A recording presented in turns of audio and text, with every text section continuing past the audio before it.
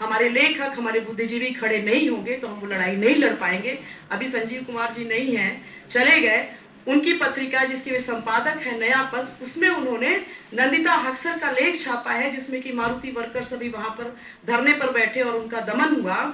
तो उन्होंने इस लेख को छापा कि किस तरह से जो जितने लिटरेचर फेस्टिवल्स हैं, साहित्य के उत्सव हैं और कार्यक्रम हैं, उसकी पीछे से फंडिंग जो हो रही है वो कॉर्पोरेट से हो रही है और सत्ता के साथ हो रही है। और लेखक उसमें जाकर बोलता है कि हम तो मनुष्य के लिए खड़े हैं, हम तो इंसान के लिए खड़े हैं, हम आम जनता के लिए खड़े हैं। और वो आम जनता जो है वो सड़क पर पिट रही है जिसको कि रोजगार नहीं है, उसको एक ऐसा कागज थमा दिया गया है कि उतने सारे अनुभवों के बावजूद कोई कंपनी उनको कागज उनके लिए बेकार हो गया। आप उनकी लड़ाई देखिए। तो लेखक को सड़क पर न उतरे, न वो झंडा उतार, क्योंकि वो लेखक का काम नहीं है। बिल्कुल जाहिर सी बात है, आप कह रहे हैं कि इतनी यांत्रिकता से पॉलिटिकल चीज को नहीं लिया जाना चाहिए, नहीं करना है। लेकिन सांस्कृतिक स्तर पर भी तो हमें ये जानकारी होनी चाहिए कि आम जनता कौन है, किसके श्रम पर हम चल रहे हैं। अगर मैं एक नौकरी करके यहाँ पर बोल रही हूँ तो मैं किसी स्त्री के, जो कि मेरे बर्तन धो रही होगी, जो कि मेरा काम कर रही होगी, जो कि मेरे बच्चे को पाल रही होगी, उसके श्रम के आधार पर मैं यहाँ खड़ी हूँ, तो उस स्त्री की आजादी के बिना मेरी आजादी कैसे हो पाएगी। फ्रीडम का जो कॉन्सेप्ट है, डेमोक्रेसी का जो कॉन्सेप्ट है, जो ग्रीक वर्ड से आता आता एवोल्यूशन के थ्रू आज यहाँ पहुंचा है, वो डेमोक्रेसी तो कुछ लोगों की डेमोक्रेसी। और ऐसा नहीं कि डेमोक्रेसी खराब है, मैं इस अर्थ में नहीं कह रही, लेकिन डेमोक्रेसी को तो विकसित करना है, उसको तो एवोल्यूशन के थ्रू आगे जाना है ताकि वो अंतिम आदमी तक पहुंच सके। तो वो जो वर्कर वहां बैठे हुए हैं, उन्होंने छापा है नया पथ में, आप लोगों को पढ़ना चाहिए और हम लोगों को उनका साथ देना चाहिए।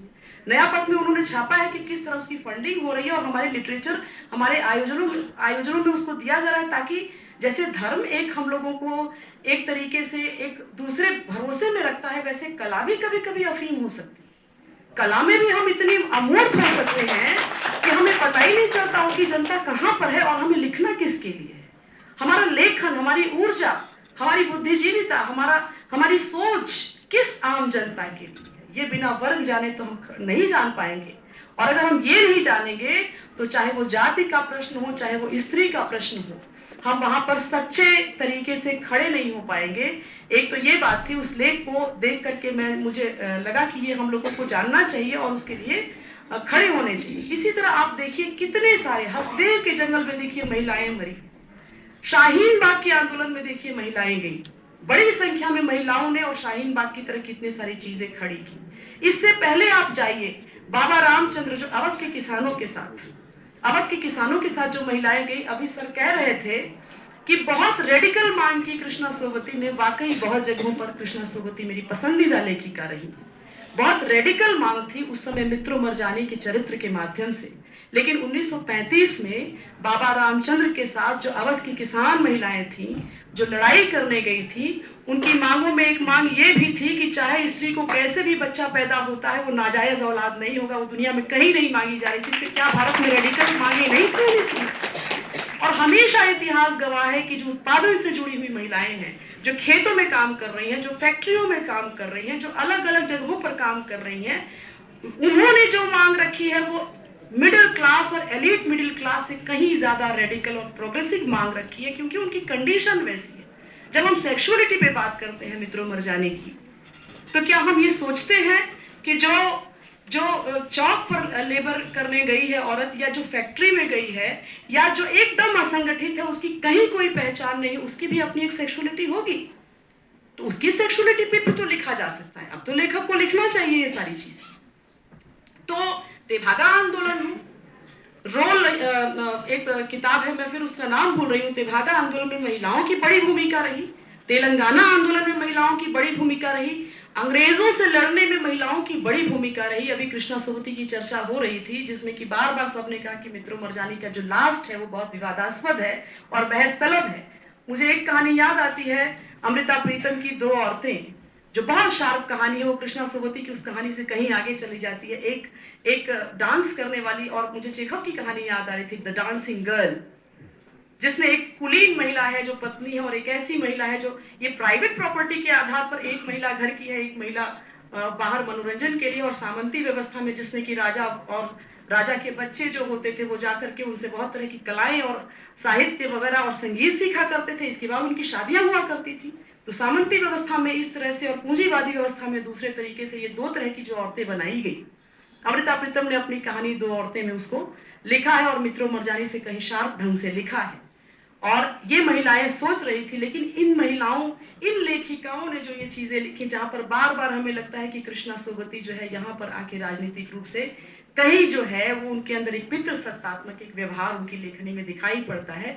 उसके पीछे रीजन यही है कि पॉलिटिकली उन्होंने उस चीज को नहीं समझा कि महिला की जो समस्या है वो कहाँ से जुड़ी हुई है और इसे कहाँ पर हमें ला करके, हमें अगर हमारा उद्देश्य है उसको एबॉलिश करना, तो हम कहाँ पर हमें जाना चाहिए। इक्तदार खान इतिहासकार है, बड़े इतिहासकार है। उन्होंने लिखा 1935 में महिलाएं जब अपने पतियों के साथ लड़ने जाती थी, खेतों में काम करती थी, तो कैसे वो जमींदार जो उनकी फसल हड़पता था, तो वो जब बंदूकों में चाहे तीर धनुष बनाते थे तो वो उनके पीछे, उनके आगे कैसे खड़ी हो जाती थी जब तक वो तैयारी करती थी। वो उत्पादन जिसके आधार पर समाज चल रहा है, मैंने कपड़े पहने हैं, मैं इस लकड़ी की चीज को इस्तेमाल कर रही हूँ, मैं इसको इस्तेमाल कर रही हूँ, मैं चश्मे को इस्तेमाल कर रही हूँ, ये सारी चीजें जो बनी है अलग अलग किस्म के श्रमों से बनी हुई है। और उस श्रम के भीतर, उस श्रम के पीछे जो लोग काम कर रहे हैं, जिनके आधार पर हम यहाँ बैठे हुए हैं, उनकी लड़ाई के साथ हमारी सीधी भागीदारी नहीं होगी तो हम कैसे स्वतंत्र होंगे। फ्रीडम और डेमोक्रेसी की परिभाषा ही यही है कि अगर मैं किसी की स्वतंत्रता को रेड्यूस करके इस भ्रम में हूं कि मैंने आजादी पा ली है, तो आप भ्रम में है कि आपने डेमोक्रेसी और स्वतंत्रता पा ली है। अगर आपको स्वतंत्र होना है तो आपको सामने वाले को भी स्वतंत्र करना होगा। उसकी स्वतंत्रता में ही आपकी स्वतंत्रता निहित है। जो मुक्ति बोध कहते हैं कि मुक्ति अकेले में अकेले को नहीं मिलती, वो है तो सबके साथ। तो फ्रीडम की यही परिभाषा ही है कि आपने रेड्यूस करके जरा सा अपने लिए ज्यादा लिया तो आप समझिए कि वो आपका भी रेड्यूस हो गया। लेनिन अपने उस लेख में कहते हैं कि महिलाएं जो है वो बदला लेती हैं पीछे से। सप्रेसिव सब्जेक्ट है, दो सब्जेक्ट्स हैं, ऑब्जेक्ट नहीं है। मैं चश्मा नहीं हूं कि मुझे यहां रखा जाएगा तो मैं यहां रख दी जाऊंगी। तो जो मेल है, जो कि सब्जेक्ट है, और फीमेल भी एक सब्जेक्ट है, तो मेल और दोनों सब्जेक्ट में एक स्ट्रगल है, एक डायलेक्टिकल स्ट्रगल है, जो कि एक को सप्रेस करके एक को अपने को स्थापित करता है। और वो ऑब्जेक्ट को नहीं स्थापित कर सकता, उसका मजा उसमें है कि वो सब्जेक्ट के साथ ही उसका वो क्रिया।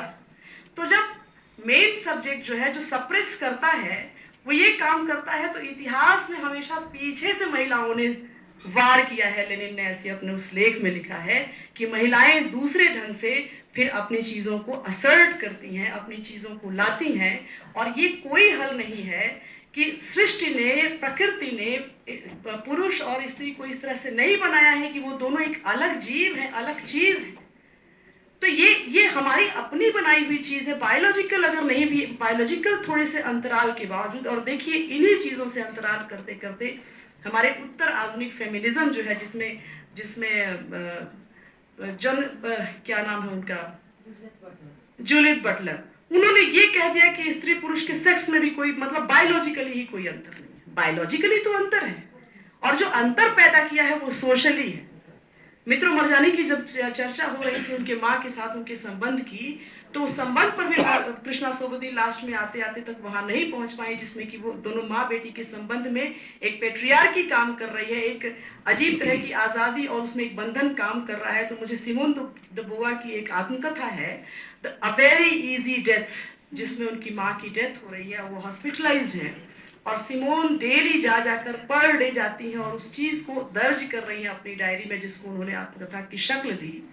तो माँ बेटी का जो संबंध है वो पेट्रियार्की से कैसे डील हो रहा है, वो सारी चीजें सिमोन ने भी की है। लेकिन मैं देखती हूँ कि हमारा फेमिनिज्म, जो कि जिसको कि मैं खुद चाहती हूँ कि वो, मैं खुद उसकी हिस्सेदार रही हूँ, लेकिन हम जहाँ पहुंचे हैं, अब पूंजीवाद, आप जानते हैं कि एआई के आने के बाद वो छटनी होगी। पहले भी कंप्यूटर आया तो काफी चीजें छटनी हो गई, लेकिन एआई के आने के बाद अभी जो छटनी होगी, तो श्रम का समय तो नहीं घटा दिया जाएगा। 8 से 12 घंटे तो आपको काम करने ही है।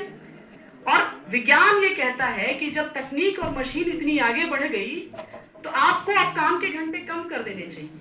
ध्यान से देखा जाए तो 3 से 4 घंटे में हम अपने काम लायक काम कर सकते हैं। लेकिन देखिए कैसे पूंजीवाद 8 से 10 घंटे उसको पढ़ा रहा है, तो मेल सबसे पहले छटेंगे जो नौकरी में है, और महिलाएं तो सबसे पहले छट जाएंगी, क्योंकि स्किल्ड लेबर उनके पास नहीं रहेगा। मैं लास्ट कर रही हूँ, उनके पास स्किल्ड लेबर नहीं होगा, उनकी ट्रेनिंग ऐसी नहीं होगी जिससे कि वो नौकरी में जा सके। जो उत्पादन में जुड़ी हुई महिलाएं हैं उनको भी स्किल लेबर नहीं मिल रहा, काम नहीं मिल रहा उनको। वो जो असेंबली लाइन पर खाली जो बोरिंग किस्म के काम होते हैं जिसमें आपको स्किल नहीं करना होता है, उस पर उनको काम मिलते हैं। तो आप सोचिए कि जब पूंजीवाद काम के घंटे नहीं घटाएगा तो मेल बेरोजगार तो होगा ही, लेकिन सबसे ज्यादा बेरोजगार कौन होगी? स्त्री हो जाएगी बेरोजगार। और जब स्त्री बेरोजगार होगी तो उसको कहाँ आप उसको एंगेज करेंगे? सेक्सुअलिटी में एंगेज करेंगे, कहीं आप एंगेज करेंगे? आप अभी देख लीजिए कुंभ, और एक आप अभी विवाद देख लीजिए, कौन है वो, कौन इलाहाबादिया? हाँ, आप ये दो चीज उछल गई। बेरोजगारी का मुद्दा तो है नहीं हमारे पास। तो इस तरह ये दो ऐसी सेंसिटिव चीजें हैं, जब भी क्राइसिस आएगा आप समझिए कि ये उछाला जाएगा जिसमें कि हम उलझ जाएं, और इसमें हम महिलाओं का सबसे बड़ा घाटा है, क्योंकि स्किल्ड लेबर के रूप में आज भी पुरुषों के पास रहता है, चाहे वो फैक्ट्री में हो, चाहे वो खेती में हो, चाहे वो ऑफिसेज में हो, चाहे वो विश्वविद्यालय में हो।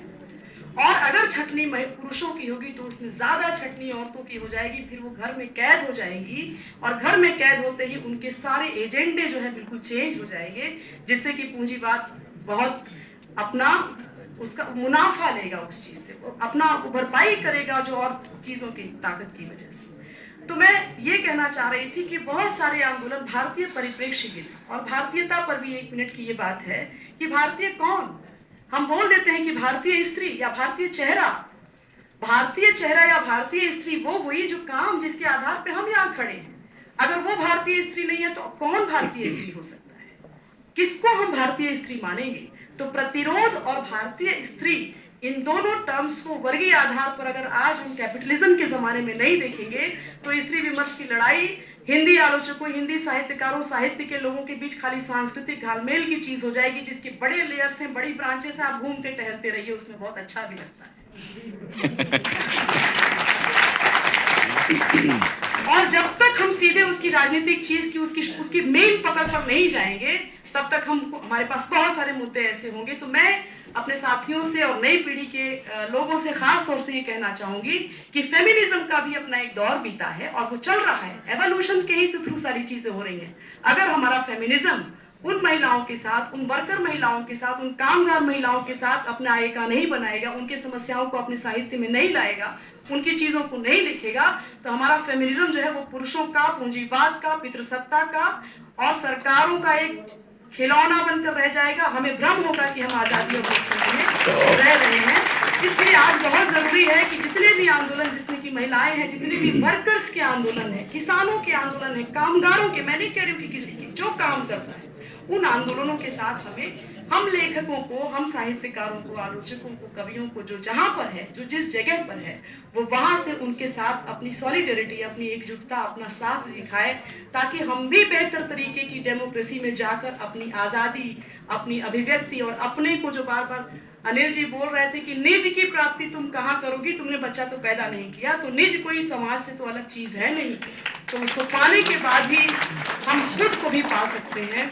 अब समय तो मेरा इतना ले लिया गया, तो नहीं तो मेरे पास बहुत से पॉइंट्स हैं तो जो मैं कहती, लेकिन मुझे जो कहना था मैंने पॉइंटेड ढंग से अपनी बात कह दी। बहुत बहुत शुक्रिया।